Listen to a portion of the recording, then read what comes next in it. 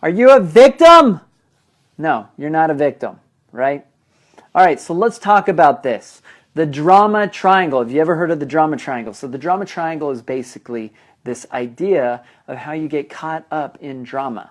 It's this concept, they call it the Karpman drama triangle. So the drama triangle is this. There are 3 roles in the drama triangle. Whenever there's drama, these are the 3 roles. There is the persecutor, there's the victim, and there's the rescuer. All roles lead to being a victim. If you're the persecutor, you feel persecuted by the rescuer. The rescuer likes having victims, so they're always looking for victims, attracting victims. They're not trying to help the victim really get out of the situation. They want to save that person. They love always rescuing people. They're the type of person that does not teach people how to fish. They throws them fishes, right? And they want these victims to keep coming back to them. That's their drug. They're like a drug dealer, right? All right, so all the roles lead to being a victim, though. If you are in the drama triangle, you will be a victim. You're a victim of the persecutor. The victim will turn on you at some point, whatever. This is the drama triangle. It's always drama. It's always negative. It leads downward to victimhood at the bottom. This is symbolic or representative of the father, mother, and child roles. Okay, it's obviously the ideal dysfunctional version of this, right? So what would the more positive version of this triangle be? So David Emerald came up with the empowerment dynamic, but it's pretty, I thought it's pretty obvious if you flip it around. And I've been thinking of this for years before I even saw that there was this empowerment dynamic. I just called it the positive version of the drama triangle, but he calls it the empowerment dynamic triangle. So what he says is in this triangle, we'll do it like this. We've got at the top, which would normally be the victim role. At the bottom, we have a creator. So instead of being a victim, you are a conscious creator. You recognize that you get results. You're in charge of your life. You take ownership of this. You're creating what you want to create. Instead of a rescuer, I would call this person an empowerer. The opposite of rescuing somebody is empowering them to do it on their own, to take their own committed action, to take ownership of things, and to recognize they have the capacity to take on life and the capacity to not be a victim. They help them flip that mindset. He calls it a coach. Okay? Coaching, a coach, right? And then instead of a persecutor, he calls them a challenger.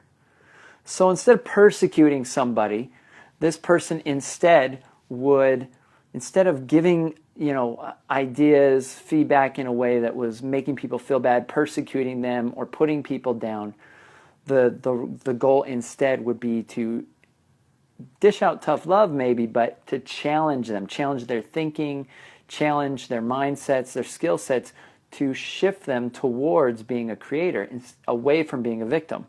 So all roles in this situation lead people away from victimhood.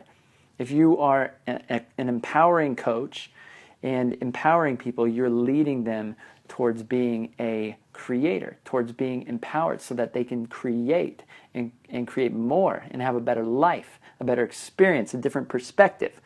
The challenger, same thing, challenges their ideas. Now, an empowerer and a challenger, this is somebody that believes in you and somebody that challenges you and gives you power. These things, this is what coaching is. This is what coaching does. It's the opposite. Now, what happens a lot of times in therapy, people can go to therapy for years and not really get any results or make any shifts. Now, that's not always the case, but when it comes to coaching, you either get results or you don't have clients. They don't refer people. They don't refer their friends. People don't come talk to you if you're not getting results. So in coaching versus therapy, there's a requirement to get results. There's no success in being a rescuer. There's no success in being part of their drama. There's no success as a coach in in allowing them to live these stories and keep these stories, these bullshit stories that are holding them captive in victimhood. And that's the benefit of having a coach, having somebody that keeps you accountable, challenges your thinking, helps you rise above.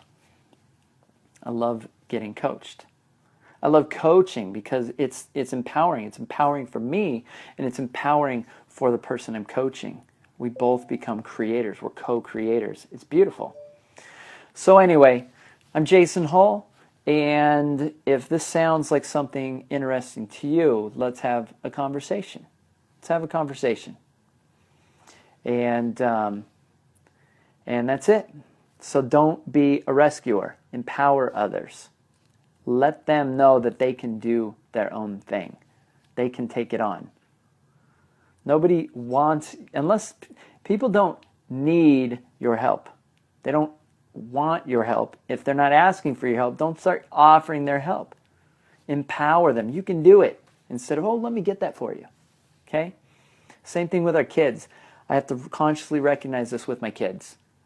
I'm always telling my other kids, don't help the youngest one do that. She needs to figure this out. It's okay if she screws up. It's okay if she does things wrong. This is how she's learning. Stop trying to steal her learning opportunities away from her. It's empowering. Figure it out. You can do it. Figure it out. All right, let's try it this way, right? All right, that's it. I'm out.